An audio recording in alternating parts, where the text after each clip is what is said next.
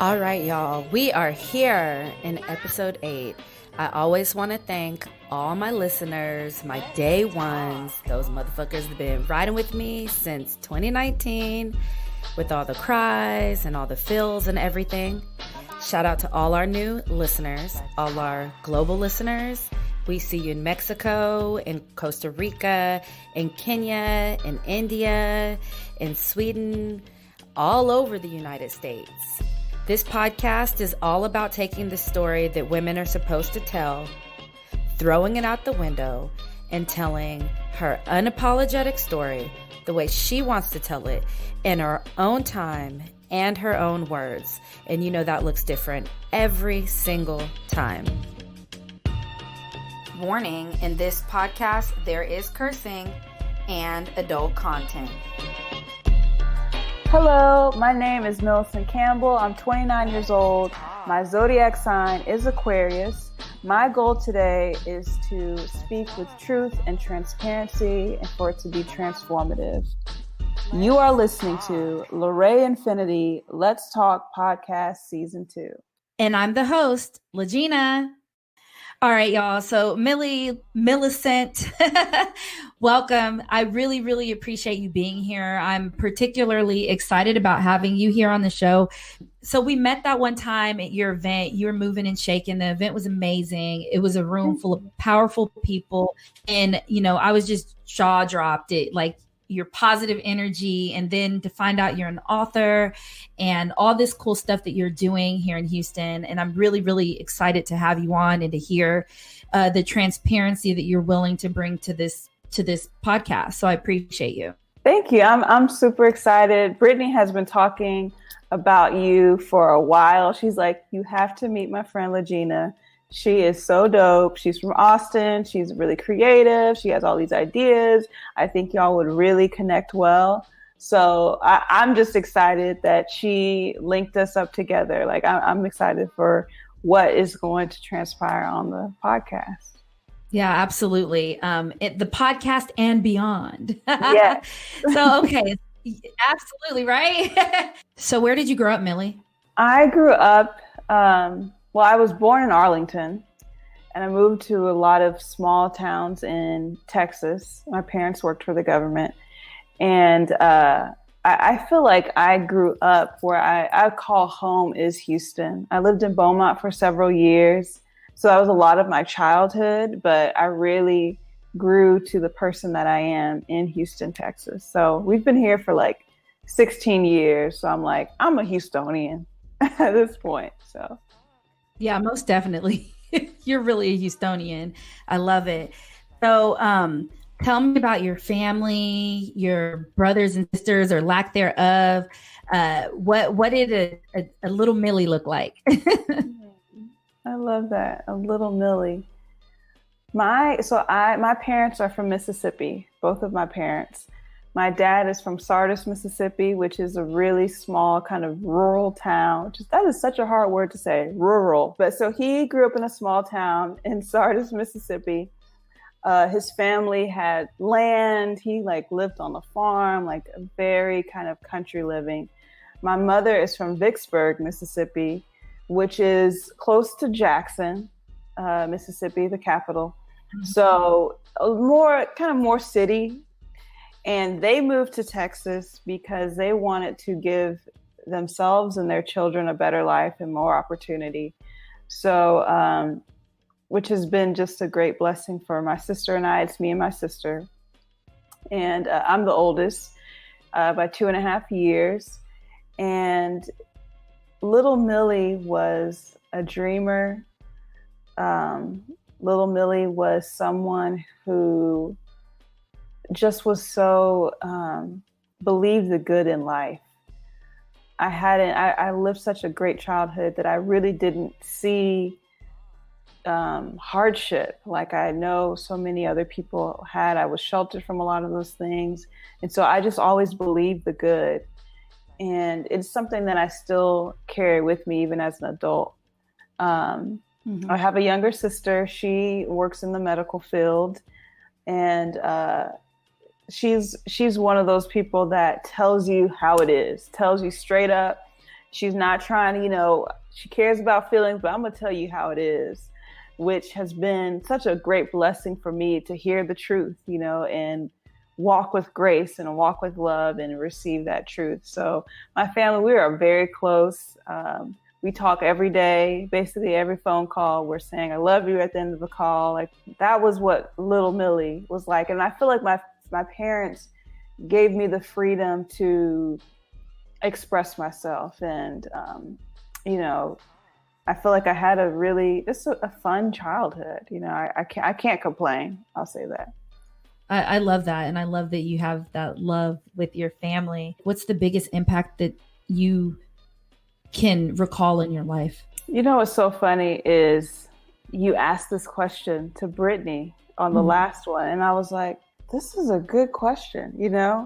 I think for me, there's been so many experiences in my life, especially in my adulthood, that were life-defining moments, were moments that changed me in a certain way. I definitely think that being out there, and anytime you try something and it fails or it succeeds, it changes you a little bit. I think one of the things that I've been most transformed with is relationships. Is such a transformative work. And I remember hearing a podcast say that, I think that relationships are a tool. Like we kind of think, well, not everyone, but some people look at a relationship and they see, is this person going to be my long-term partner? Or is this something just kind of for fun? And we can kind of look at a relationship in that duality. But thinking of it as a term of a tool, a relationship as a tool to mold you to the person you're supposed to be. And I think one of the most that's changed me and kind of molded me the most is how I've moved from friendships, from romantic relationships, how I've evolved. I'm a different person than I was last year. I love Insecure in that it showed kind of how a friendship can change over the course of years and change how two people change and how your relationship changes. All the way. I love that show. I love that show. And I love how the writers kind of played that out. So for me, I'm turning 30 next year. And I've been seeing how my relationships, my friendships have been molding and how I'm changing a little bit too, or a lot of it. And I think that's the biggest thing, is kind of each person enters and exits my life, I change a little bit, I'm molded and I'm a different person. So something that I'm definitely moving into, or that I'm sitting in right now, is taking ownership for the things in the past in relationships, all relationships that I have not done well. Yes. I think that accepting your own wrongdoing and your fault in a relationship or fault in something that didn't work out. And I think that I hate to say immature, but I do think it's a kind of immature thought whenever you look at past relationships or situationships and you purely put ownership of why it failed on that other person. There has to be something, takes two to tango, or if it takes three to tango, if that's what you do, it takes more people. It's not just that one person. And I think that it takes a level of maturity to accept fault. And I think sometimes people don't want to do that. They just want to say, oh, well, that person was did wrong to me. Well, you invited them into your life, into your space, into your world.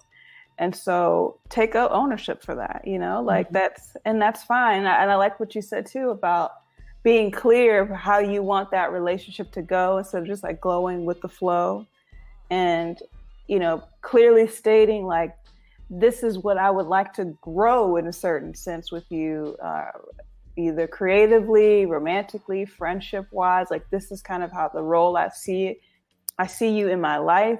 And this is what I want to pursue, I think. And I think sometimes I don't know if it's a fear thing or if it's we don't want to come off arrogant, or it's all of it. Too sure of ourselves. Yeah, too sure of ourselves. But if you know you have maybe a lack or something that you want to achieve in your life or receive, and that person is that, why not be clear with what your expectations are, what you'd like to get from that or give in that as well. Mm-hmm. I think that's dope. And I love that you said it was experiences that brought you to that, not necessarily age, because it is experience. Because there's some people that are older who have just never gotten to that point, you know, because they haven't had that experience to grow in that area. What's an experience that has made you feel oppressed in some type of way? I think for me, I have two things. I think one of the times that when it was personal for me, I think with 2020, I work in the educational field, and seeing how our lives kind of changed throughout 2020 is when I would say that I felt oppressed. To see how we kind of went from, so for me specifically, we had spring break in March.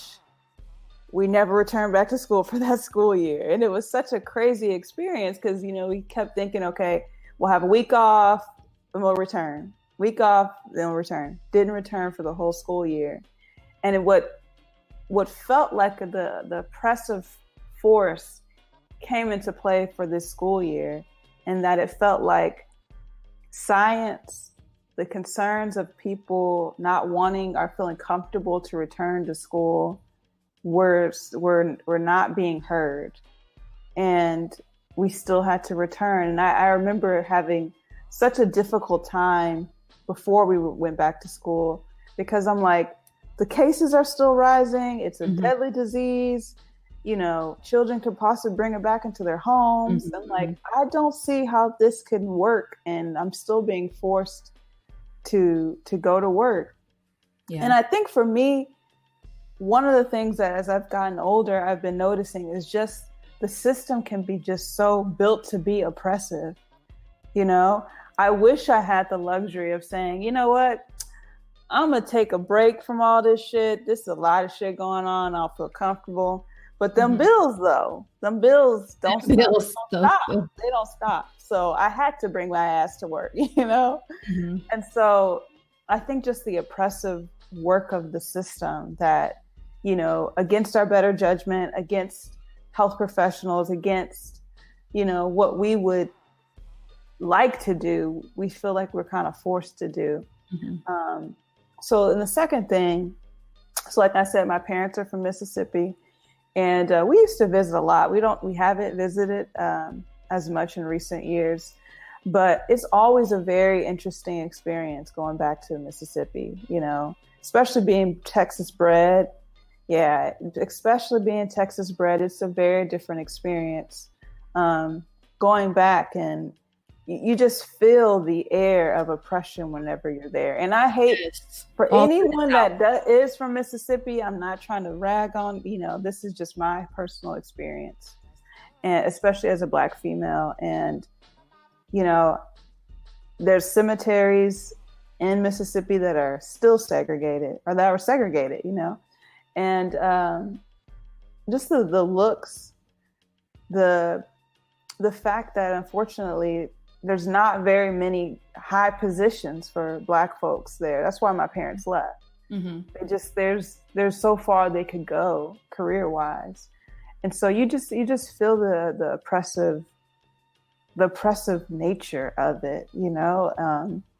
I don't always go back. I'll say that. And it's interesting because it's 2020 and you think that things would be different, but there's still that oppressive work there. And it is a systematic thing. You feel it whenever you go to the malls.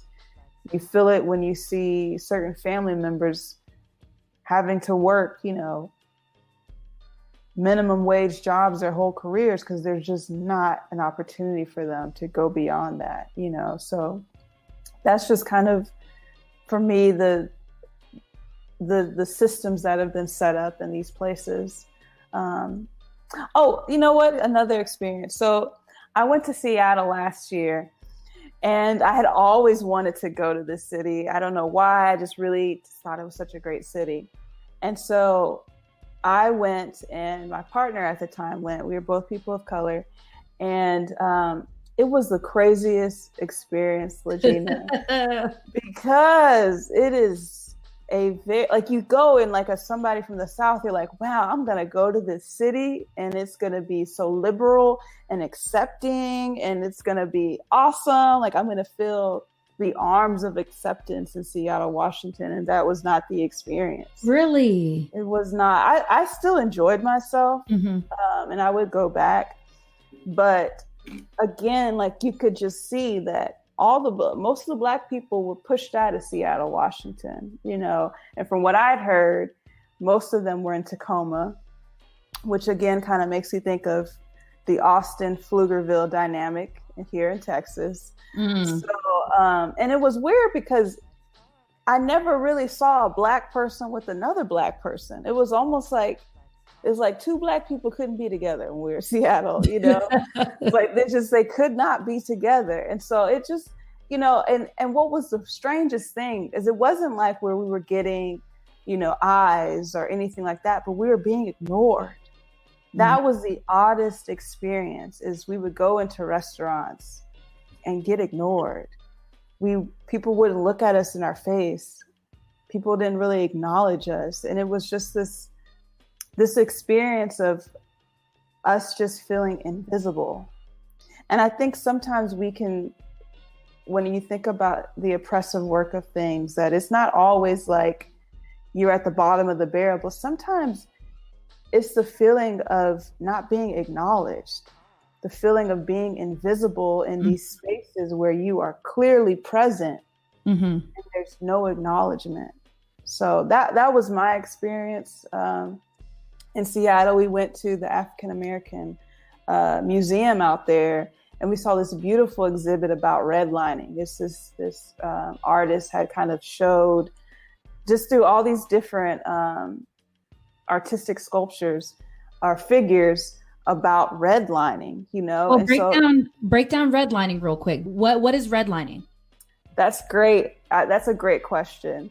So redlining is really, it's a systematic way that Black and brown people of certain economic brackets have been kind of forced out of the economic structure of home ownership, or they've been actually not able to be even a part of certain locations. Like one thing that we noticed in Seattle was places that were predominantly Black, these Black people not being able to get loans, or not able to get loans that were equitable. Their rates weren't equitable for them. So they were kind of driven out of these areas that were predominantly Black. So it's the system set up so that Black people can't have homes in certain areas of the city. You're listening to LaRae Infinity's Let's Talk podcast.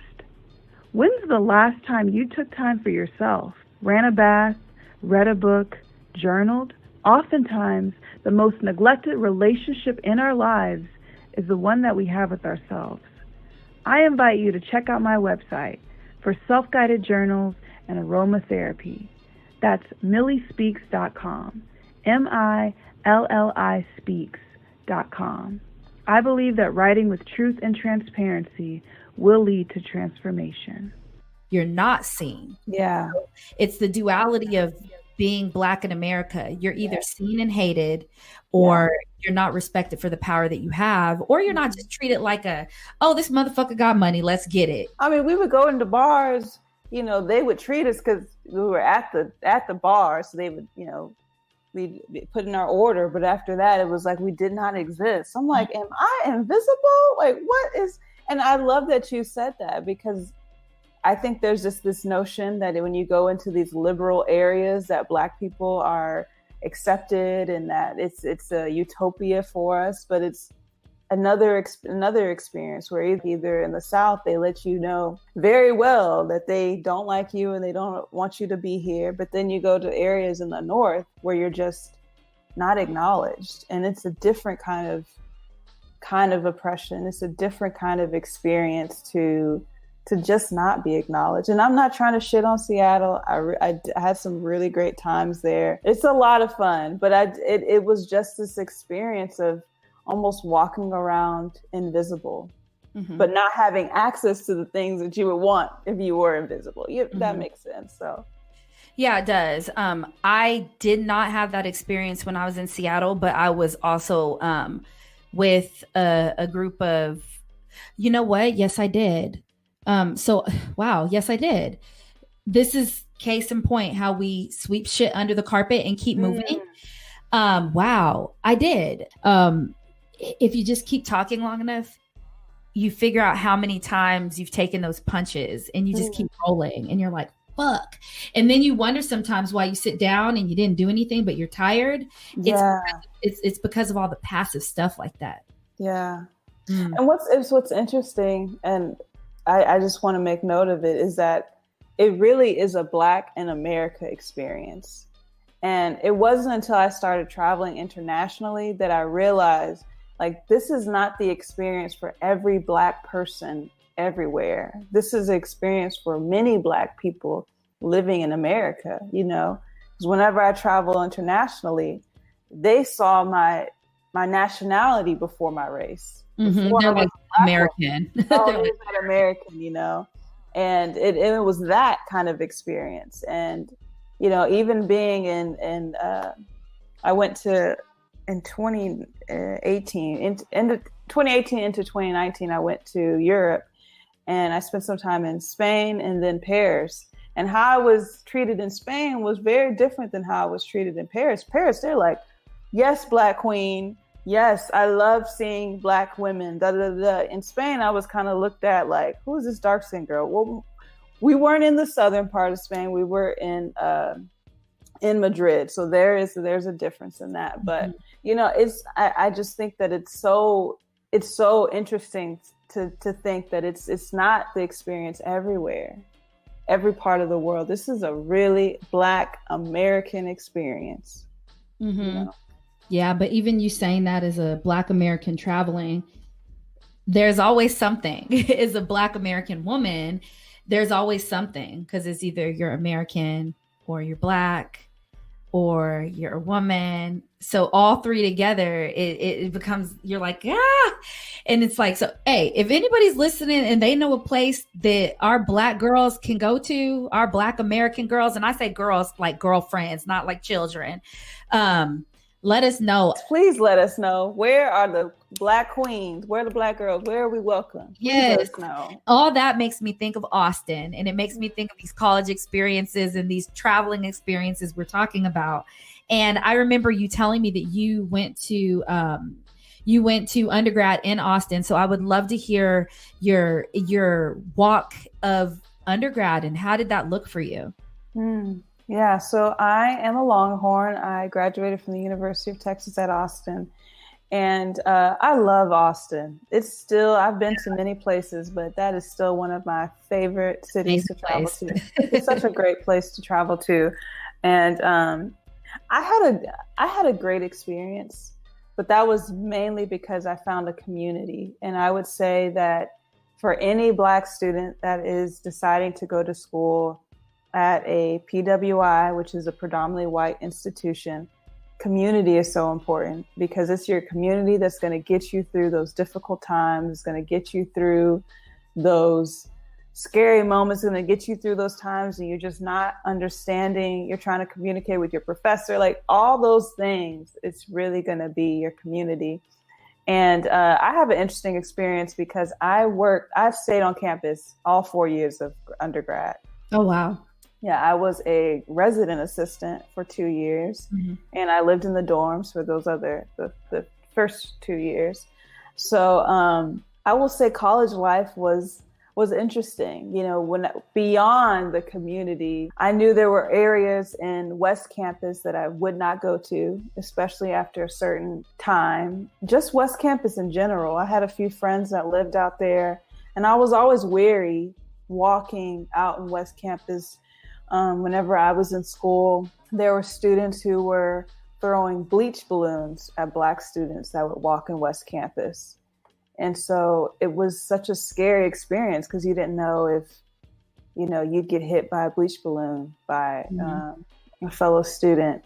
And I think, and I was a resident assistant at a dorm very close to West Campus. So it made sense to go out there to go to parties or visit friends because it was close by. But, you always kept that in the back of your head, like, okay, I can't walk to West Campus at 9:00 by myself, and then there's that other level as being a woman, the fear of not only, somebody throwing something at you for being Black, but being a woman by yourself at night.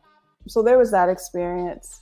I know we kind of talked about this, LaGina, but I will say one of the interesting experiences as a Black student, one of the biggest experience that you have at UT is understanding how the campus and community reacts to two of the biggest events that happen in Austin, which is Texas Roundup and Texas Relays. Girl, come on, tell it. So for those that don't know what these things are, Texas Roundup it's a weekend opportunity for white frats and sororities to throw parties.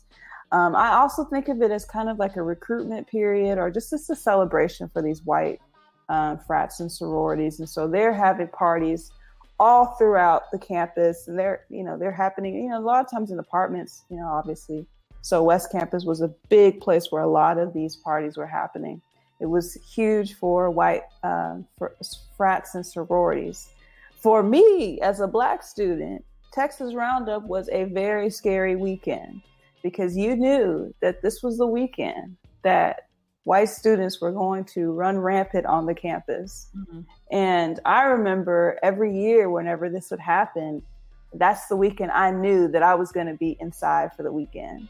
Damn. And back then, it just was kind of a routine that I understood. But now as an adult, I'm like, that was like me preparing for some trauma, like, right? Yeah, that's exactly what it was. And I remember even walking on the drag, which those who are not familiar with Austin, the drag it's a line of basically restaurants, it's retail shops and businesses across the street from the campus. I remember walking on the drag one day during Texas Roundup weekend, and there was a bus full of students, and they're just shouting insults at people as they're walking along the street. And I'm just like, the fuck? What is going on? Whoever was on the street, they were shouting at them, calling them names, shouting. And I'm just like, the fuck? What is happening? Why is this normal? Why is this okay? But there was really no repercussions for Texas Roundup weekend. One of the interesting parts about it is basically every year they had it, they would invite Black rap artists to the parties. And, I'm pretty sure one year I was there, Slim Thug was invited. 3 6 Mafia was invited one of the years I was there. And so these are like really predominant Black artists. But it was kind of an unspoken rule. Black students knew that we were not invited to these parties. And for those that did not know, you heard the horror stories later that they found out. I remember hearing this one Black student, and she was fairly popular. And she went to one of the Texas Roundup parties, and she said they were so nasty to her. They poured beer on her, and she was just not treated. She wasn't welcome there at all. And she just ended up leaving because of how she was treated. And so we just kind of knew that there were certain spaces, especially during that weekend, that we were not welcome to be a part of. On the other side, Texas Relays. Texas motherfucking Relays, girl. I mean, if you are from UT and you are Black, you know about Texas Relays. If you live in Austin. You're right. If you live in Austin, you know about Texas Relays. You know about Texas Relays. It is a cultural phenom. It's such a week-long events. So basically what happens, so Austin is the state of Texas for our international listeners. And so students from around the state would come and compete in relays on campus. Track and field. Track and field competitions on campus. And it brought everybody, but I would say that it really was kind of an event for the culture for Black and Brown students. And, people would come from out of state to watch students run, because really this is where you got to see talent. The next big person, the next big track star were at Texas Relays, and they had frats would throw parties. It brought a lot of money into the city. The Urban Music Festival was another thing that was thrown during Texas Relay Weekend. It brought in a lot of commerce to the city. Yes. And that's an important thing to note, because it brought money into the city. This is a Black event that brought money into the city, but how visitors were treated in Austin during this was very different than how white students were treated. The cops would be double for Texas Relays Weekend, triple, quadruple, all of it, all of it. And, any of the big restaurants, they were there almost as like a just in case. I don't know what people thought was going to happen. You just felt this sense of you're not welcomed here. Dress codes on 6th Street would magically appear. You just knew as a Black student, okay, they're going to let these white students do whatever they want during Texas Roundup, but we have to be on our best behavior during Texas Relays Weekend, because we know the cops are just not going to give us that same grace as they were giving those students. So that was definitely an experience I had at UT. But again, your community is everything. That's what made the experience, those traumatic experiences that I talked about, it made them bearable, because I had such a strong community that felt like family. What's something that's really quirky about you? So I have a recording app on my phone. And, as we've kind of talked about this thing, I'm a writer. I'm one of those people that has to say, I guess that makes me an extrovert. I have to say the thing in order for me to process it. Like, that's how I process experiences. That's how I process my feelings. I have to say it.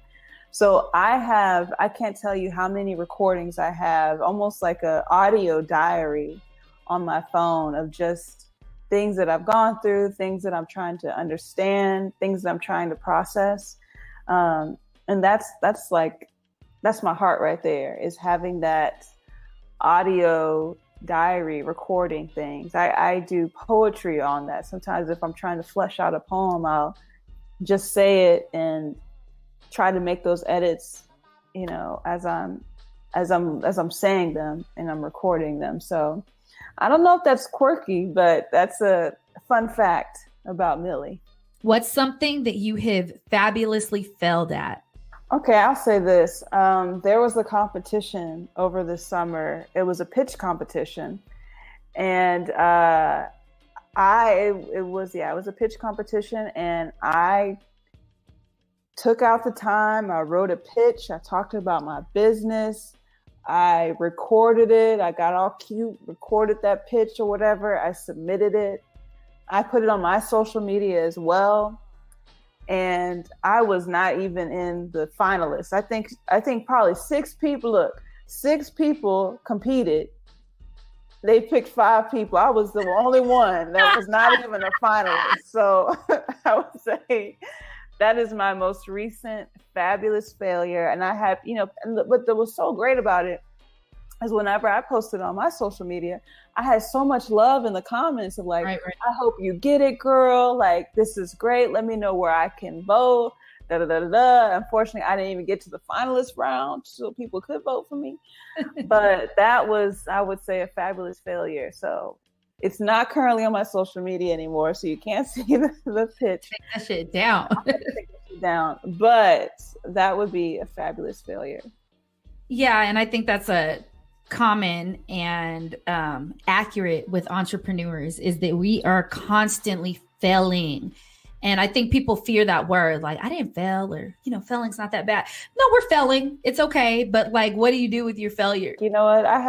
I'm a spiritual person. So I was like, God, if this is for me, you'll open it. If it's not, then I won't get it. And so I was like, all right, this is a situation that I didn't get. So it must not have been for me. And, kudos to whoever the money does end up going to.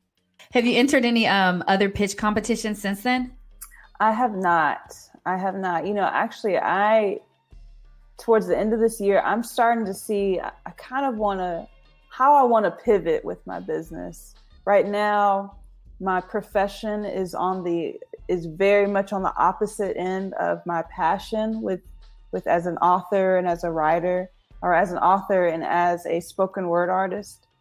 And so they're very much on opposite ends. And I'm trying to figure out a way, how can I blend these two things together? Because really at the heart of it is being able to have the power to express yourself. And that's what I do as my profession as a speech pathologist. And it's what I do whenever I write, is express myself, my most authentic self. And so I'm trying to figure out a way, how can I bridge those things together? Now that's a question right there. What has been one of the biggest challenges of your young adult life? Ooh. You know what? And actually, this is probably the first question where I knew exactly what it was off the top of my head. The biggest challenge of my young adult life has been my people pleasing. I'm a people pleaser.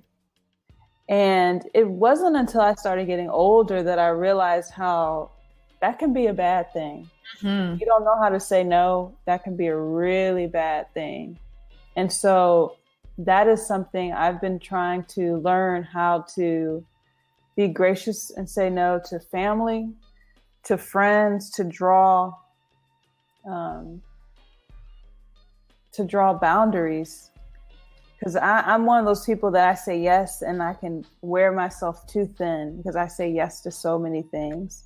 And so that has been the biggest thing that I've been learning as a young adult, is creating healthy boundaries, and that boundaries are not a bad thing. Boundaries are actually a good thing, because it allows you to, one, take care of yourself, love yourself, and make sure that you're able to devote time or energy to those things, and you're not taxing relationships as well, So definitely the people pleasing has been like the biggest thing. And it's something I'm still working on.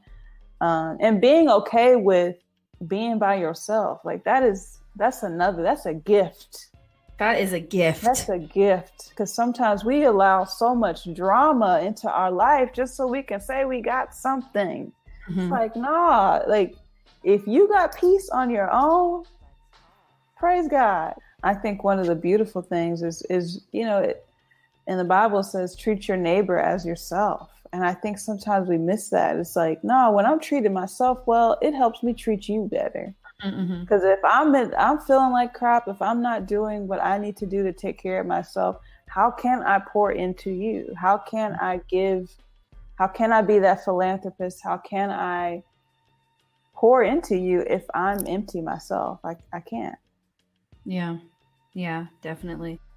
Is there something from your past that you have gone through or witnessed that you don't like to really talk about? Wow, these are some great questions, Regina. I think what came to my mind is, so as a young person, I've always struggled with acne. I've always had, really struggled with bad skin, and I'm the only one in my family that struggled with that. And that was such a source of shame for so much of my my grade school experience. Was I felt like I was the pretty girl that had bad skin. And it is something now as you say that, it's something I don't talk about a lot. And I feel like I've kind of carted those experiences away, But so I would definitely say, like, struggling with not the most perfect skin, not the most flawless skin is something that I just don't even, I've kind of decompartmentalized. So it doesn't come up. It's not something I think about. But one of the things that I write in one of my poetry book, which is actually behind me, is I say that these scars remind me that I am healed. And that's such a beautiful notion to me, because, one of the things with acne is there's a lot of scarring. But the beautiful part of our skin is that it is able to heal itself when you allow it to, it heals itself. And, scars may not be the most aesthetically pleasing to the body or to others, really. But it is a reminder that you're healed from whatever wound, if that's a physical wound, like you are healed from that thing. So, yeah, that's something I don't typically talk about. Are you enjoying what you're hearing? Follow us on Instagram at LRI Let's Talk. What's some advice that you have for young girls or moms and dads that are listening and have daughters or sons with bad skin? Like how do you get through that? How do you navigate that at a young age? Because we all had those things. Like mine was, I swore I was fat, but I go back and look at pictures. I was so tiny. And I used to wear an Old Navy hoodie all the fucking time to hide this largeness. And my dad used to always be like, you're beautiful, you're beautiful, you're beautiful. So how do we navigate that? What is your advice? I think the biggest thing is letting, for young, if there's any person on here that struggles with that, is to remind them that that is not your identity. I think that sometimes we can put that on ourselves. So that's what I felt like the pretty girl with bad skin. But that probably wasn't what my mother thought of me, my father, my friends, whomever. That might not be what they thought, but that's what I felt. That's what I perceived. And so reminding them that that's not your identity. You're so much more than just what you physically look like. And that, we all struggle with insecurities. For me, it was my skin. For some other people, it might be their weight. For someone else, it might be their hair, certain texture that they don't like, or certain grade that they don't like. But I think just reminding them that you're more than even that moment. So if you have like a really intense breakout that, 2 weeks away, like it's not going to be the same thing. A month away, a year away. And I don't want to say, because not everybody's experienced. Some people really struggle with it and they've tried a lot of things and they haven't quite found the thing that works. So I don't want to say that one day it'll get better, because I still struggle with it. And I'm 30 years old and I've tried different treatments that have helped, but it's still something that I struggle with. Mm-hmm. And so I would just let them know that you're more than that. You're more than the thing that makes you feel insecure. I wrote it down a few months ago. I said that your ailment is not your name. So if you struggle with acne, that is not your name. If you struggle with what you feel like being overweight, that's not your name. Your ailment is not your name. You're more than that. So yeah, just it's difficult. I would also say don't let the shame that you feel stop you from being your most authentic self. Mm-hmm. Don't let it stop you from going to the spaces that you want to go to, stop you from doing the things that you want to do. Like, yeah, your ailment is not your name. If you have a dream to do X, Y, and Z, but you feel like you have a physical thing that's stopping you from it, like, that's a lie, and you should not listen to that voice. You should go after that thing that you desire to go after. Yeah, so. Fuck yeah. That is a lie, because, your shame is like all encompassing. So do you consider yourself a sexually enlightened individual? Ooh, I love that word, sexually enlightened. I would consider myself on a sexual enlightenment journey. I would say that, so I grew up in the church, and, there's a lot of, I feel like this is a conversation for another day, but there's a lot of, I feel like, policing when it comes to women in the church. And I think, unfortunately, a lot of times they've used the Bible to make women feel shameful about themselves, shameful about sexuality and things like that. And so a lot of my adulthood in my 20s has been unlearning that. So for me, I would say I'm sexually enlightened, and I'm on my sexually enlightened journey, in that kind of being raised in this idea of seeing sexuality almost as like a sin, and for me as an adult, embracing it, enjoying feeling sexy and doing things that make me feel good, you know, and not feeling ashamed about certain things, or having frank conversations with my partner about sex, which is something I feel like they teach women in the church just not to do, you know? So I'm definitely on that journey. And I think that, I think it's important to know yourself and to know your body, and to not be ashamed of your body, and to not feel ashamed to communicate what you want and what you like. That sexuality is just another aspect of your being, and it's another part of you that you should embrace and not turn away from. So yeah, I'm on my journey. You know, it's like I said, for me, it's been a lot of unlearning, you know, and learning new things, and things that work for me, you know, that may not have worked for my mom or my grandmother, you know. So what is something that you really like about yourself? I really love my mindset. You know, I kind of mentioned earlier on that I grew up believing that the sky is the limit, and just having a very positive outlook on life. Of course, as I've gotten older, some of that naivete has gone, because life happens and you kind of start seeing the inner workings of things. But my mentality is still to fight for good, and that there is still good in the world, and there's still good to be done. And so I love that about myself. Whenever I'm feeling down, I allow myself to be in that moment, and to be, even when I'm feeling like my most like discouraged, or depressed or sorrowful, once I've had that moment, I just always believe in the hope. Like hope is a really big thing for me, especially for my mindset. And leading with hope is one of the things I love about myself, is that I'm constantly looking for the good and believing in the good and going after the good. Yeah. I love that. And I see that in you. I very much see it in you, and it's truly authentic. Like going to the event you put on, I was like, gosh, she just seems like a really kind person, and bubbly, and not in like that way, like, oh, you're just so bubbly, but bubbly like when you blow bubbles and you can pop them and it's just fun, that kind of bubbly. Like it's fun, it's good, like shit still happens, bubbles do pop, your bubbles burst and everything else, but we can have fun, we can be positive.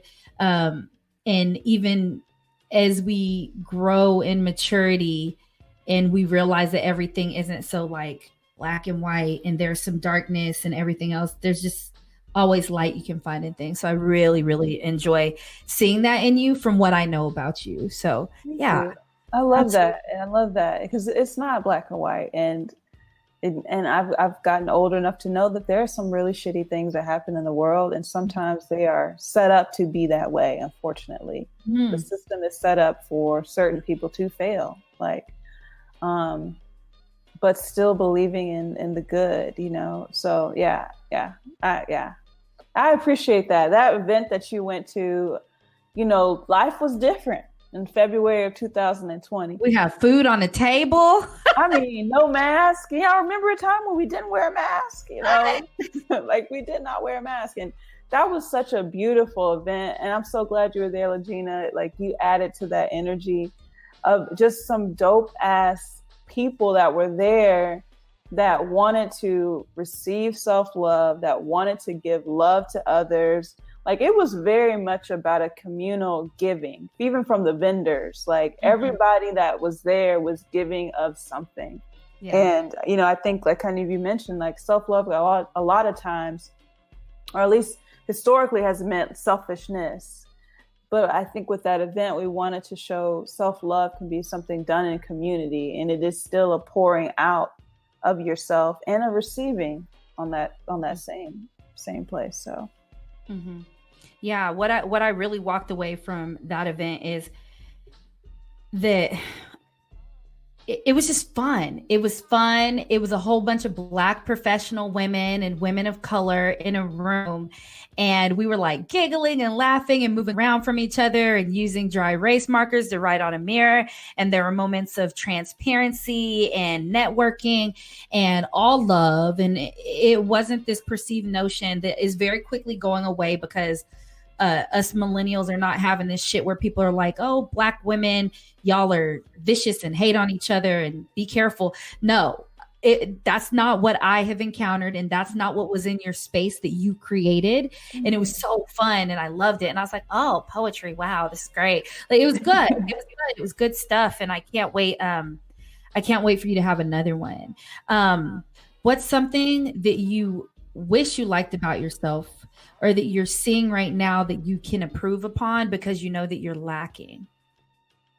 You know what I'll say to that? I wish I had more audacity, which sounds like a funny thing to say. But one thing I can say men have is audacity. You have the damn audacity. I love that legit. The damn audacity to do a lot of stuff that they do. And I wish that I had the audacity to go after the things that I want to go after with the force and the ferociousness that I want to. I've heard men. I remember I was talking to this one guy and he was telling me he wasn't satisfied with how much he was getting paid at a job. And he had told him how much he wanted to get paid, blah, blah, blah. He really didn't have that much experience, but he was wanting to get paid a certain amount. And he got a new job. And ended up, he got the new job and they gave him like a salary letter, how much they were going to pay him in this new job. He sent in his resignation on the back of his salary letter for the other job. And I'm like, that's an asshole move, but damn, that's some audacity. That is some audacity. Damn audacity. It's like, because these people are not trying to pay me what I know I should be getting. So I'm going to get it from somewhere else. And I'm just going to prove a point that somebody saw the worth that I have and that I already knew I had in myself. I wish I had the audacity of a white man. I'm going to say it. I said it. I wish I had the audacity of a white man to see, just even if I had just a lick of experience or a lick of something that's qualified for something and went for it full force. Like that is something I'm kind of more reserved to myself. And I think sometimes I can sell myself short, especially because I know that I'm qualified in a lot of different areas. And I think that if I had more audacity, things would be different. I would see my life a little bit differently.